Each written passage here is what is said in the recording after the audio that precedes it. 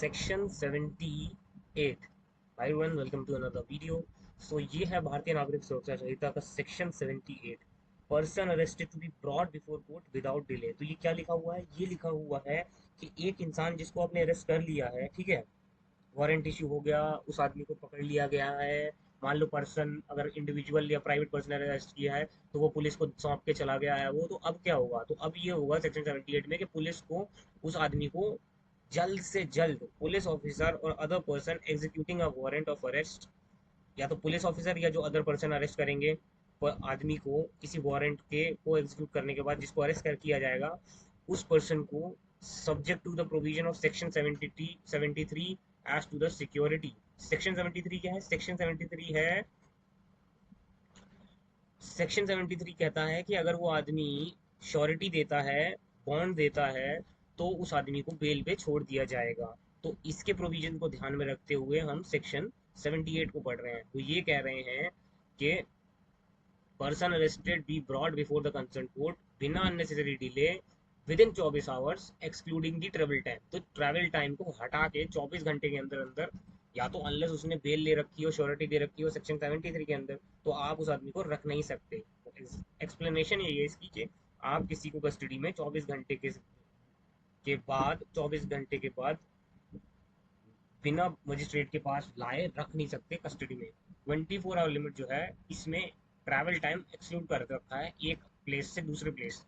मान लो कोर्ट से अगर पुलिस स्टेशन 2 घंटे दूर है, मान लो रोहिणी कोर्ट से किसी इंसान को, मान लेते हैं, पटियाला हाउस लेके आते हैं, तो रोहिणी से पटियाला आने में लगभग 1 घंटा 20 मिनट, 1 घंटा 40 मिनट लग सकते हैं ट्रैफिक में।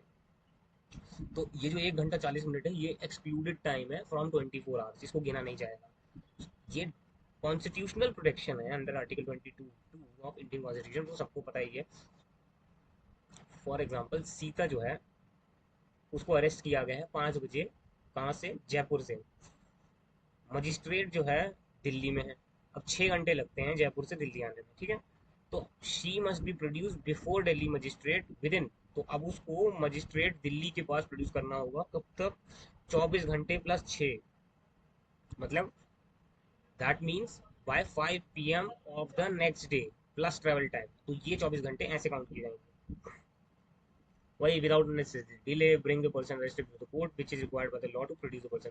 प्रोविजन दे रखा है, वही जो मैं बता रहा था, provision that such person delay shall not be in any case exceeding 24 hours inclusive of the time necessary for the journey from place arrest to place। मान लो कोई अब ये जयपुर वाला एग्जांपल क्यों दे रहा हूँ मैं? मान लो कोई अब्सकॉन्डिंग आदमी है, ठीक है, जिसको अरेस्ट करके लाया गया, मान लो राजेश है। राजेश को जबलपुर से अरेस्ट करके लाया जा रहा है दिल्ली में प्रोड्यूस करने के लिए मजिस्ट्रेट के पास। तो अब यार जबलपुर से दिल्ली आने में टाइम तो लगेगा ना। अब वो कह देगा कि मेरे को तो जी 24 घंटे जेल में रखा और जबलपुर से दिल्ली आने में 12 घंटे लग गए, तो मेरा तो टाइम खराब हो गया, मेरा तो वायलेशन हो गया आर्टिकल 22 का। तो अब इसीलिए इन्होंने कहा है कि जो अरेस्टेड पर्सन है उसको लाने ले जाने का टाइम इंक्लूडिंग 24 आवर्स है।